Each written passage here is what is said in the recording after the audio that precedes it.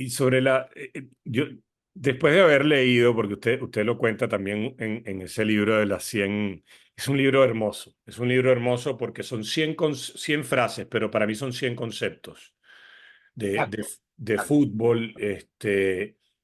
A mí me quedó, después de hablarlo con mucha gente, y por eso no puedo adjudicarme la reflexión, pero la utilizo mucho, que es, si yo voy manejando mi coche y estoy concentrado en la carretera, concentrado, probablemente pueda pasar algo alrededor mío que yo no me doy cuenta que pase y eso afecte de tal manera que hasta pueda tener un accidente. En cambio, Exacto. si yo voy conduciendo el coche y estoy atento en vez de concentrado, no solamente tengo la carretera, sino también estoy hablando con mi compañero de viaje, estoy observando el paisaje, estoy como absorbiendo una cantidad de información que me permite que a la hora de una alerta esté mucho más capacitado para reaccionar. No sé si la analogía sirva. Sí, porque lo que es cuando estás atento es que estás atento a todo lo que puede pasar. Ok, Mientras si estás concentrado, normalmente estás concentrado o en una zona o en un objeto, y entonces si lo que has dicho, si otro jugador actúa, pues no estás porque estás demasiado concentrado, en realidad, concentrado, ¿no? Y por eso yo muchas veces las definiciones en la táctica he pasado a hacer correcciones, ¿no? Por ejemplo, al fútbol hay que jugar decía cuando estudiábamos nosotros, con la concentración debida para que mediante los movimientos con y sin balón seamos superiores al rival. claro, claro. Y ahí es cuando yo ya cambié a atención, o la atención debida para que mediante los movimientos con y sin balón seamos superiores al rival.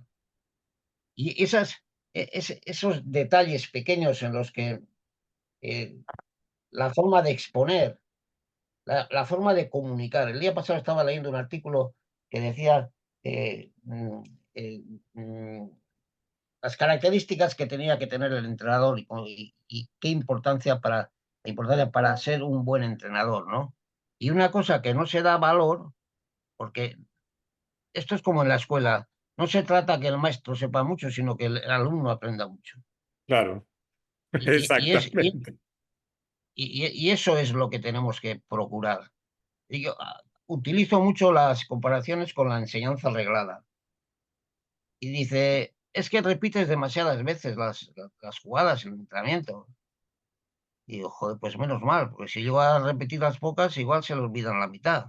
Es decir, que no conozco ni una profesión que no sea aprendida mediante la repetición o la memoria, ¿no? Es decir, tú cuando has estudiado la enseñanza reglada y has estudiado lo que quieras, me da igual derecho que química, que tal, repetir y aprender de memoria y aprender de memoria hasta que llegues al convencimiento de la comprensión. La comprensión es muy importante y yo en eso he sido exageradamente exigente, exageradamente. Yo he cogido segunda división, no juveniles, a los jugadores y hacerles girar el perfil mediante cogiéndole de los dos brazos y dándole el giro para decirle, mira, ¿no ves más de aquí respecto a cómo estábamos que mirando cómo estabas mirando?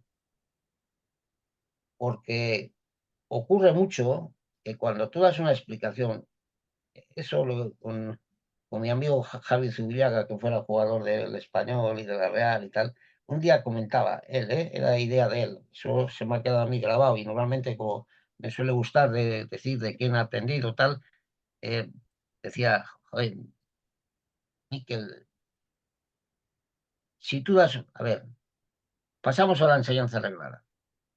Si tú das una clase y tienes como en nuestros tiempos, aunque ahora yo creo que son de menos alumnos, pero están 25 alumnos en clase y tú das la clase, a ver, ¿cuántos se han enterado de la clase? claro. La mitad no, la mitad están despistados, o están jugando con el compañero, o están tal. Y la otra mitad les ha entrado por el lado derecho y les ha salido por el izquierdo. Entonces, la táctica, además de darla en grupo, es interesante individualizarla, que el individuo entienda la aplicación para que exista un equilibrio en el juego de equipo. Y eso no es tan fácil, porque, y luego pasa como es igual que en la escuela, que a nadie le gusta aparecer como que no se ha enterado de la jugada de lo que ha explicado el entrenador, ¿no? Entonces te dice, ¿has entendido? Sí, sí, sí, sí, sí. ¿Sabes qué? Me hizo recordar un amigo entrenador, joven entrenador, estuvo en la Masía, después estuvo acompañando al Albert Puch en Japón, hoy en día está en el Girona, estuvo con Mascherano en la sub-20 Argentina, se llama Oscar Hernández. Y Oscar en alguna conversación me decía, si yo le digo al futbolista que tiene que hacer A y B, el futbolista lo va a entender, pero mi misión es que él comprenda, porque al comprender, primero va a sentir que esto es propio, lo va a sentir eso, pero además en la comprensión está la posibilidad de que él difiera cuando llegue al partido y diga, a ver, puedo hacer A y B, pero en este momento no es lo que requiere el equipo, sino que más bien tengo que hacer C por distintas circunstancias. Entonces, él me hablaba mucho de esa necesidad, que no es fácil, de acompañar al jugador para que comprenda, porque entender podemos entender mucho, pero la comprensión implica otra cosa.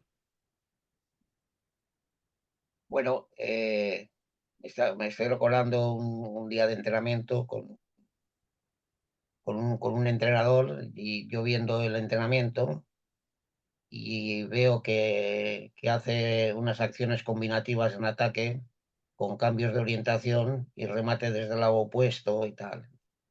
Y en algunas ocasiones, pues las jugadas no salen tan perfectas como querías tú que salieran. Y me acuerdo que le dije precisamente lo que acabas de exponer tú.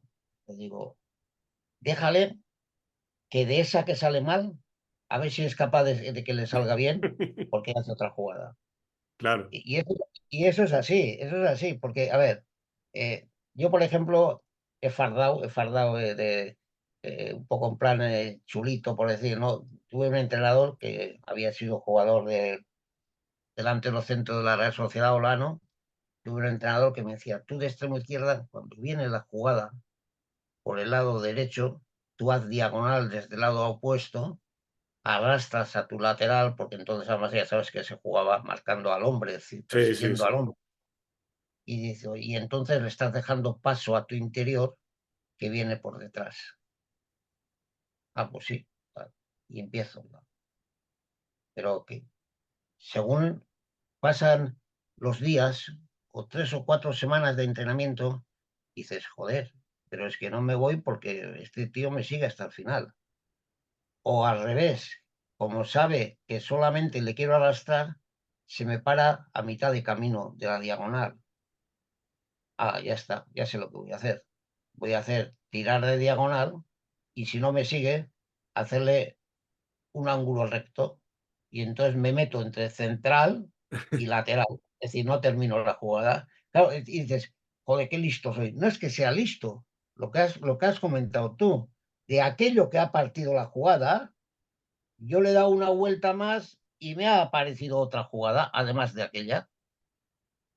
Y eso es Y lo que no, eso, eso es lo que no puede medir toda esta tecnología, mi estimado Miquel, porque al final el cerebro humano es tan maravilloso, tan desconocido para nosotros, que de una jugada que salía mal, pasa eso, sale algo bueno.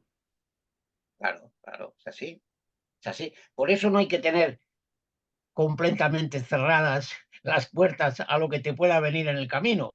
Ese es el ideal, ¿no? ¿Eh?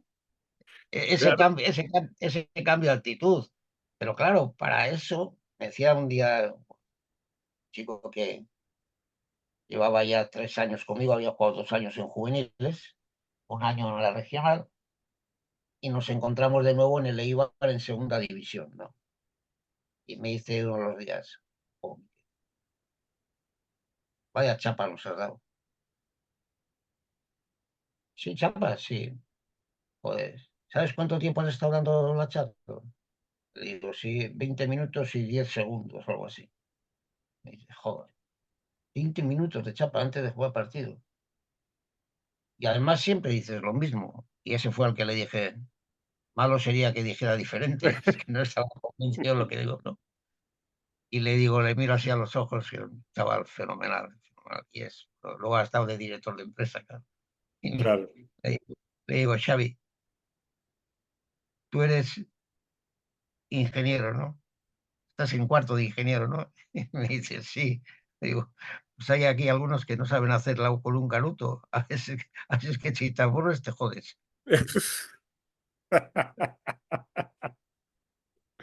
Está muy bueno eso, está muy bueno. Claro, oye, tercer año ya conmigo, en otras categorías. ¿Qué le iba a decir de nuevo? Ya el tío me había oído toda la retórica. Y encima era bueno porque era inteligente. Era un chico que físicamente no era fuerte, pero joder, tenía un amor propio y una pelea y una lucha. Eso que jugó en segunda división cuando las características de peso y tal no eran las idóneas, pero era muy inteligente. Mira, y luego el ser humilde de aprender de lo que ellos te enseñan. Yo, cuando entro en la Real, no dejo la escuela de entrenadores por lo que yo aprendo de los alumnos que van a las escuelas. Porque es Claro. que cada uno tiene una idea diferente. Y si tú estás abierto a oír, no a cabrearte, yo suelo decir ahora muchas veces cuando me preguntan, ¿no? Emery e Imanol, los dos los tuve yo en entrenamiento. Emery se veía que iba a ser entrenador. Hoy hemos estado hablando con él 10 minutos o algo así. Y se veía. ¿Y por qué? Porque te discutía, te Claro, discutía. Te, claro. te ponían, te ponían entredicho. Entonces, era un hombre que le tenías que cortar, pero a mí me gustaban los que no me daban la razón a la primera, los que no me daban la razón porque defendían su criterio con razonamientos. Y de ahí tú aprendes como entrenador, tú aprendes porque te dan muchos conocimientos. Y por eso yo no dejé de seguir en la escuela como profesor, porque yo creo que es muy interesante. Y ese proceso del aprendizaje yo coincido, porque me toca ser profesor en universidad y se los digo siempre a los alumnos. Pareciera que la relación profesor-alumno es que yo estoy aquí de pie para enseñarles a ustedes y que ustedes memoricen exclusivamente lo que yo les estoy contando, les estoy exponiendo, cuando en realidad los que van a trascender, se los digo y por eso creo que he tenido buena relación con ellos, es que ustedes lo que escuchen de mí lo debatan y lo pongan en duda, no porque me están diciendo que yo les estoy mintiendo, sino porque ese debate que ustedes internamente van a hacer, después lo van a querer hacer conmigo y eso me va a nutrir a mí tanto o más que a ustedes. Sí. Aquí teníamos un profesor muy bueno en psicología, que era Santiago Coca, que habrás oído hablar de él. Uy, uy, Hace pero muchos qué libro el de Santiago Coca de Hombres para el Fútbol, ¿no? años para el fútbol. Magnífico. Yo le he traído hasta 7 veces, ha venido a San Sebastián a dar clase. Es que es una Y maravilla. todavía nos carteamos en las fiestas de Navidad. Este, eh, una de las frases que es de él, vamos, que yo la he aprendido de él, es, es de inteligentes poner en duda lo que has creído, poner en duda, Sí. repetir a ver si efectivamente eso no se podía haber hecho mejor o repetirlo. Es decir, poner en duda esa primera solución que has creído tú que es la FETEN, ¿no? claro. Sí, esa es una maravilla. Ya antes de pasar a algo que tiene que ver con la actualidad, yo quiero irme al libro. La tenía preparada, ¿eh? De 100 frases al pie, porque la 84 a mí siempre me cautivó. A ver, yo subrayo los libros. Hay gente que dice que no debe hacerse, yo los subrayo. Al final, bueno, cuando me toque irme de este mundo, quien los herede, por lo menos entenderá que era lo que me atrajo de cada libro. Pero en la 84 para mí está la clave de algo que no hace, no voy a mencionar al futbolista porque aquí no estamos para, digamos, hacer esa No, crítica que se hace, sino de muchos futbolistas, pero sobre todo de uno que de estos que tiene mucho renombre. Y el 84 dice, y abro comillas, no llevar adversarios a zonas ocupadas por compañeros desmarcados. A mí esto me parece, Miquel, que condensa la comprensión del espacio, la comprensión de la solidaridad y, en fin, lo que es jugar en equipo. ¿Para qué voy yo a conducir una pelota que estoy yo siendo marcado para entregarle un problema a mi compañero?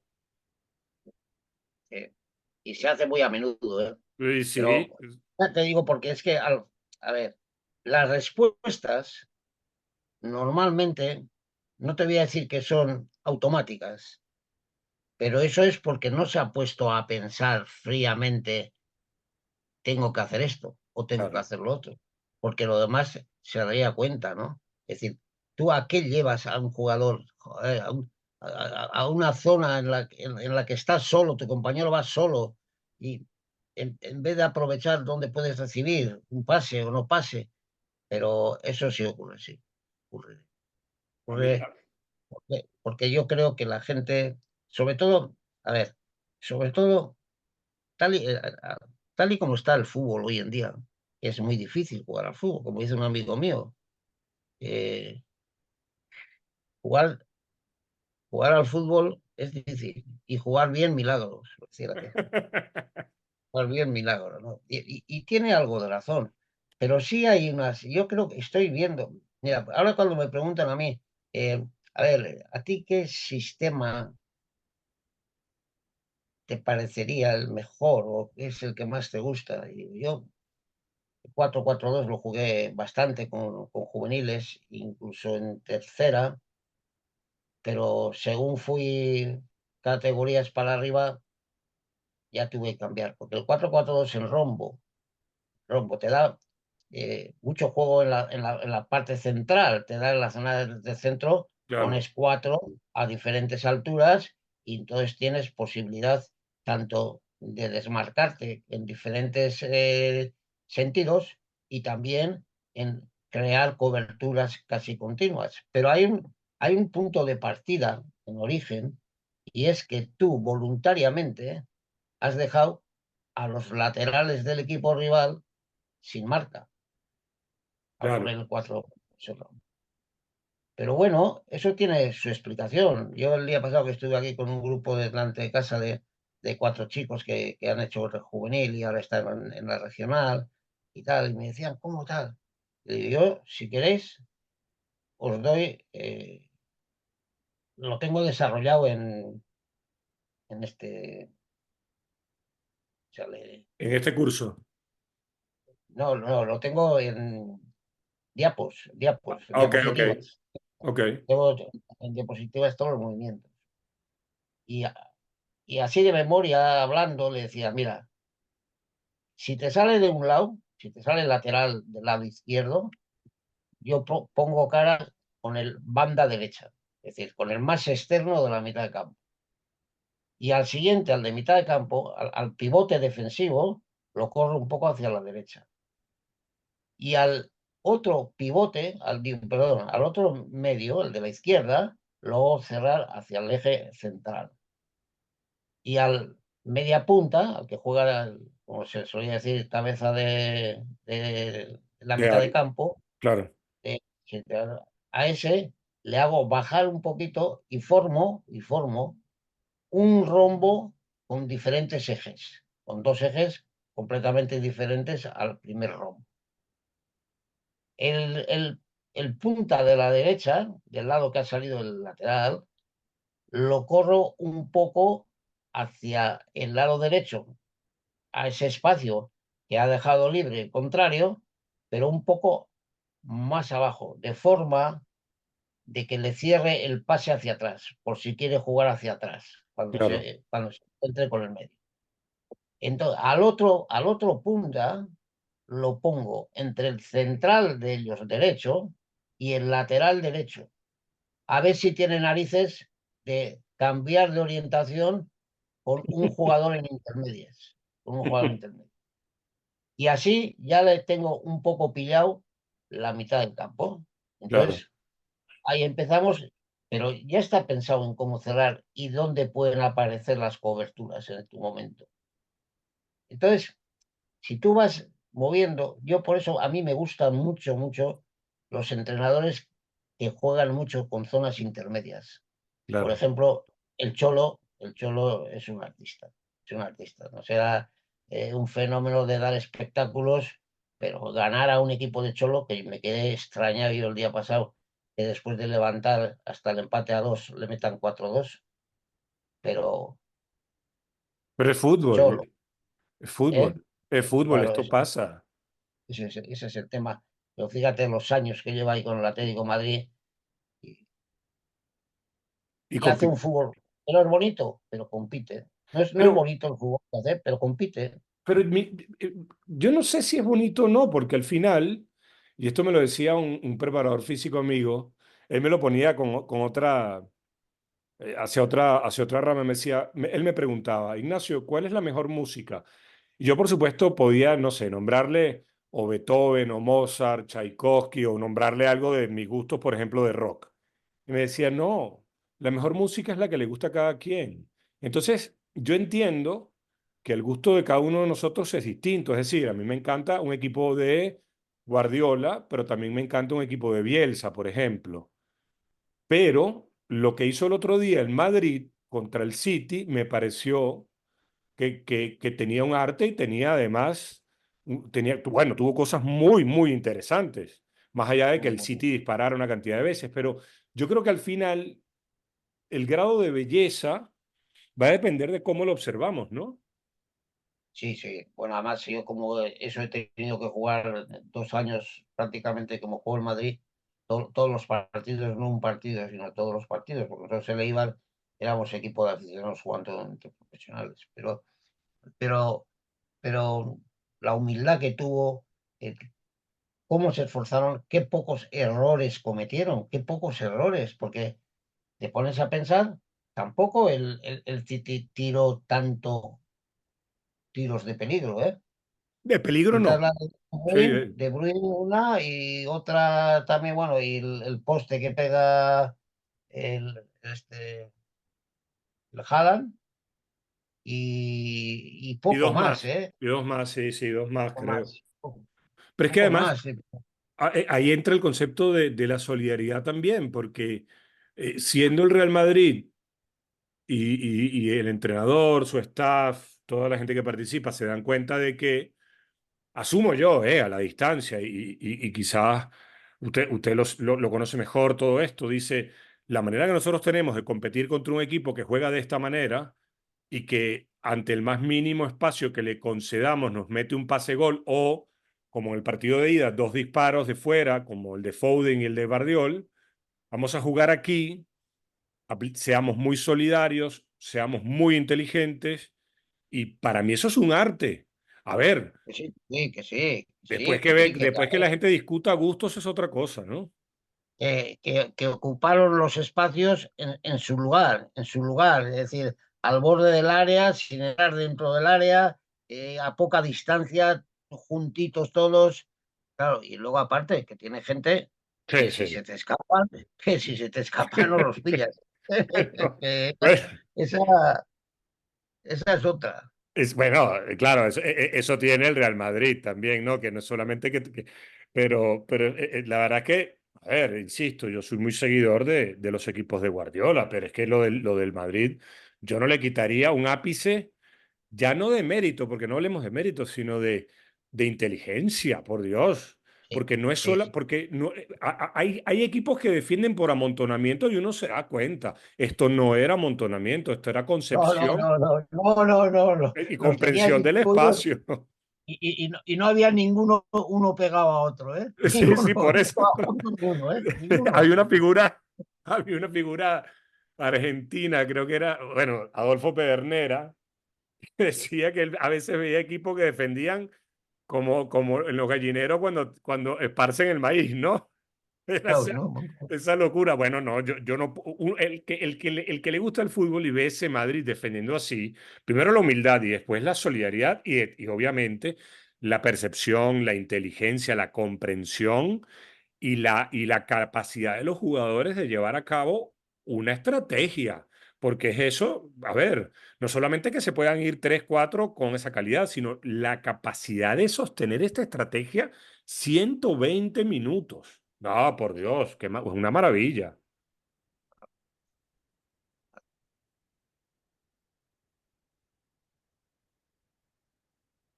A ver, Miquel, creo que lo perdí. No, no, no, te estoy Ah, escuchando. Te estoy escuchando. ahora sí pasó lo de la actualidad, ¿no? Sí, Porque el otro día un periodista para la revista Panenka, y usted me lo compartió porque, a ver, yo creo que la ventaja que tenemos en el fútbol es que nos vamos compartiendo cosas interesantes. Y lo ponían usted como este padre de la dirección técnica vasca que está triunfando. Pero no quiero quedarme solo en eso. Porque cuando se habla del Barcelona, se habla de la etapa de Johan Cruyff como entrenador. Y si algo hizo Cruyff, además de todo lo que conocemos y del Dream Team, como se le llamó, fue llevar a muchos futbolistas vascos. Y él decía, y lo dijo en muchas ocasiones, si fichas a un vasco, sabes que va a trabajar, que lo va a dar todo. Y yo creo que la frase no está bien explicada, o no quisieron que Johan la explicara bien, porque yo le hubiera repreguntado, pero para trabajar hay que tener conocimiento y saber, sí, sí, porque efectivamente. si usted me pone a mí a manejar una maquinaria, yo puedo trabajar, pero eso va a ser un Sí. desastre. Yo me acuerdo que todavía decía que es que, joder, que ha llevado vascos y que corren mucho, hay que trabajar mucho, y sí, pero hay que jugar también, ¿eh? No solamente trabajar, ¿eh? Y jugaban, porque, a ver, Jugaban. que Vaquero era un monstruo, para mi gusto, ¿eh? Sí, sí, sí, sí, Vaquero. Y el mismo Goicoechea también, de los que fueron de aquí. Y luego Salinas era un tío muy aprovechable con su altura y tal. Sí, Alessanco también, atrás. eh, sí, no, y y su hubo- bizarreta, un parece que, portero.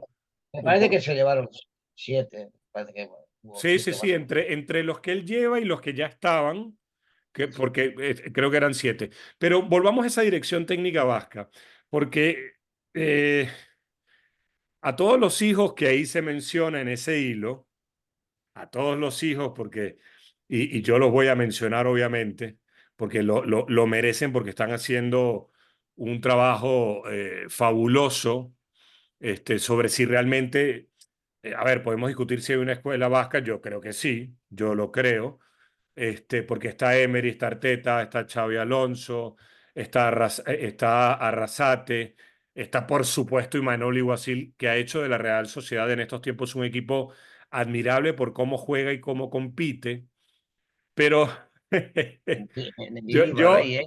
¿ah? Mendilibar, que está Mendilibar, Mendilibar, por Dios, Mendilibar ha llegado a lugares con equipos por los que la gente no daba un duro. Pero hay uno que no menciona el artículo, que es este amigo en común, que para mí es el más hijo de todos, que es Juan Malillo. Amarillo, sí. Pero a lo que quiero llegar es, ¿por qué? Yo, a ver, y voy a hacer una analogía con otras áreas, ¿no? Pero que tiene que ver con el clima. En el País Vasco, que tienen esa posibilidad de que, bueno, que se puedan tener campos, porque llueve, pero también esa lluvia también invita a estar dentro de casa durante mucho tiempo. Y yo recuerdo cuando a finales de los 80 en Estados Unidos se da un movimiento musical que es rupturista con lo que venía pasando, y se da en una zona que es el estado de Washington, en Seattle. Y una de las cosas que los tipos que se dedican a entender los comportamientos humanos decía era que, claro, que al tener mucho tiempo dentro de la casa, esto estimulaba a quien quería ser músico a estudiar, a Ya. experimentar, a buscar cosas, ¿no? Que, en su área. Y yo creo que parte de esta capacidad que tienen muchos entrenadores vascos, que, insisto, en el artículo de Panenka lo establece usted como el fundador de toda esta corriente. Yo creo que también el futbolista o el que le gusta el fútbol y vive en el País Vasco y que a veces tiene que estar dentro de casa porque el clima es un poco adverso, no estamos hablando de los inviernos rusos, obviamente, eh, tiene ese tiempo que a veces no tenemos en otras ciudades para reflexionar, cuestionar y estudiar. No sé si estoy muy alejado de la realidad con Bueno, esa percepción. yo mi defensa que hago un poco del entrenador vasco,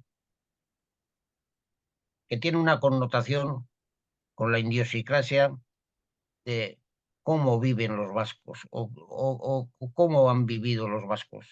Claro, El pueblo vasco es un pueblo de emigrantes que ha tenido que salir fuera de casa. Ha claro, habido América, tal, y además de tener que salir fuera de casa, estamos acostumbrados desde muy chavales a trabajar el campo y a hacer trabajos prácticamente todos duros. La gente va a trabajar y vive, trabaja y vive, y empieza la armonía, empieza a juntarse los amigos. Empiezan a juntarse los amigos y crean las sociedades gastronómicas, en la que ok, hay una ok, solidaridad y hay un comportamiento de grupo para, para organizar cualquier cosa, ¿no? Tanto grupos musicales como jugar a balonmano, como jugar al fútbol, o lo que fuera, ¿no? claro, Entonces, eh, además de crear las sociedades gastronómicas, en un periodo en el que hay problema de trabajo industrial, se crean lo que llamamos las cooperativas, que tienen su origen en Mondragón, que son que las industrias se crean con dinero, con autónomos que se juntan y sacan las empresas adelante, ¿no? Y eso que has dicho de mucho tiempo libre y mucho tiempo para pensar, tal, efectivamente se da precisamente en el juego, en el juego.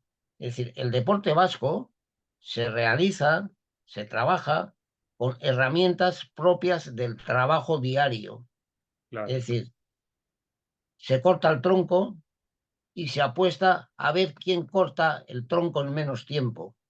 Y hay una competencia, y sí, hay una competición, y hay un enfrentamiento que puede ser tanto individualizado o puede ser por grupos. Y se juega dinero, es decir, ya hay algo más.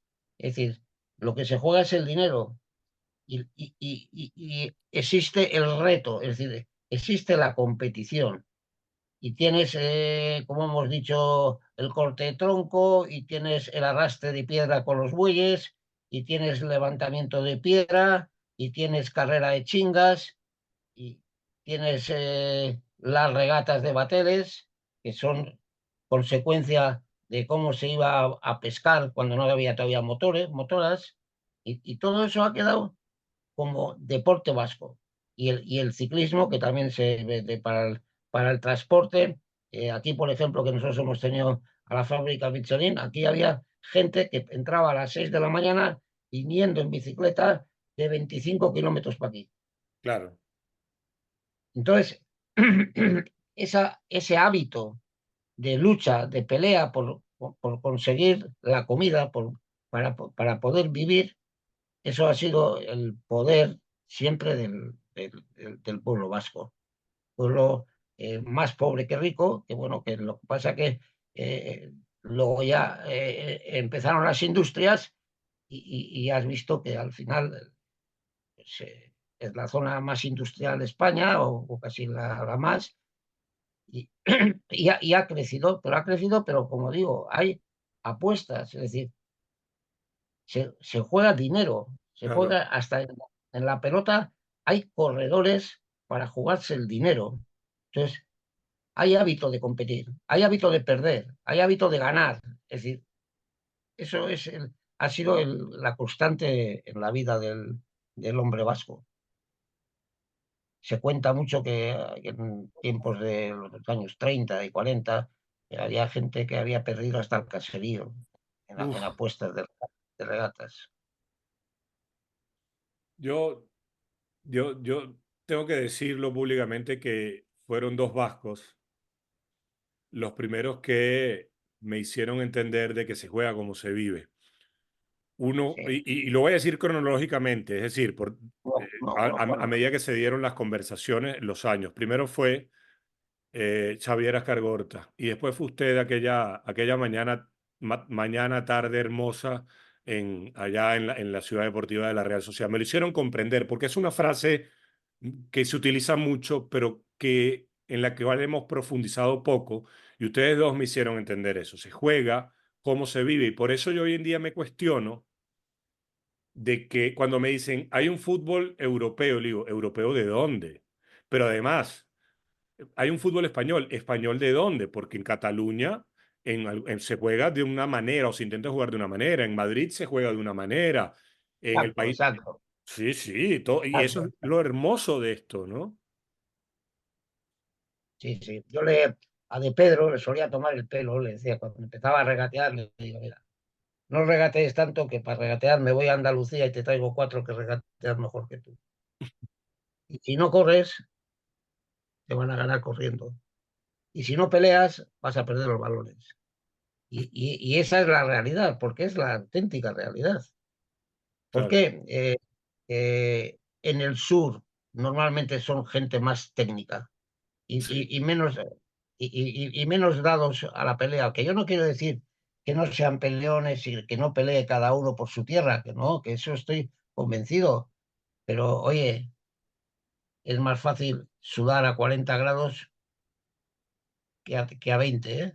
Cuando sí, tienes que trabajar totalmente. fuera de casa a 20 grados, no, como decía un amigo mío, no es lo mismo que tengas que pintar en Valencia, ¿eh? Cuando está a 30 grados y tienes que poner con la pintura allí en la calle, ¿eh? Sí, O que no es lo mismo. totalmente de acuerdo. Miquel, ha sido un gusto enorme escucharle porque hemos hablado de fútbol, es cierto, pero insisto, todo lo podemos traspolar a la vida Exacto, y, exacto. y se lo digo públicamente. Yo tengo dos copias del libro, de las 100 frases. También tengo el otro libro, ¿no? Sí, Lo tengo aquí enfrente, el libro del manual de fútbol que escribió junto con Jesús Zamora. Pero yo sí, tengo dos de las 100 frases porque yo el primero lo había comprado en un viaje a Madrid en ese hermoso oasis que es la librería deportiva Esteban Sanz, ¿no? Pero el segundo lo compré ya viviendo en Madrid cuando le fui a visitar. Y yo guardo ese con especial cariño porque usted me lo firmó. Y yo, a ver, y no lo digo por el cariño y la admiración hacia usted, sino porque no nos conocíamos, no habíamos conversado. Y yo le escribí a usted, tenemos dos amigos en común, no solamente Juanma, sino también está Quique Marín. sí, Y usted accedió a que yo fuera, me recibió en la estación del autobús y me llevó a la ciudad deportiva y la verdad que aquella charla para mí fue tan hermosa y tan profunda como esta. Y yo tengo una manera de pensar que he aprendido, que me la he aprendido a través de la vida. Y es que mientras más grande es el ser humano, más humilde es. Y usted a mí me lo ha demostrado con hechos. Y yo tengo que agradecer eso públicamente porque usted ha dedicado una vida al fútbol, haciendo cosas por el fútbol. Y a mí la gente que hace cosas por el fútbol, para mí son los más grandes de todos. Después hay unos que tienen más trofeos, menos trofeos. Eso yo lo dejo para, como dicen los argentinos, para la gilada, para la superficialidad, ¿no? Y por eso yo tengo que agradecerle no solamente esta conversación, sino la posibilidad que siempre me ha dado de hablar con usted y que yo creo que esta conversación, al igual que aquella que sostuvimos en la Real Sociedad y que la publicamos en la revista de Martí Perarnau, sirve para mí porque me estoy dando este gusto, pero sobre todo para quienes escuchan este podcast. Y por eso tenía que darle las gracias antes de terminar. Gracias a ti, Ignacio. A ver cuándo vuelves otra vez pronto por aquí.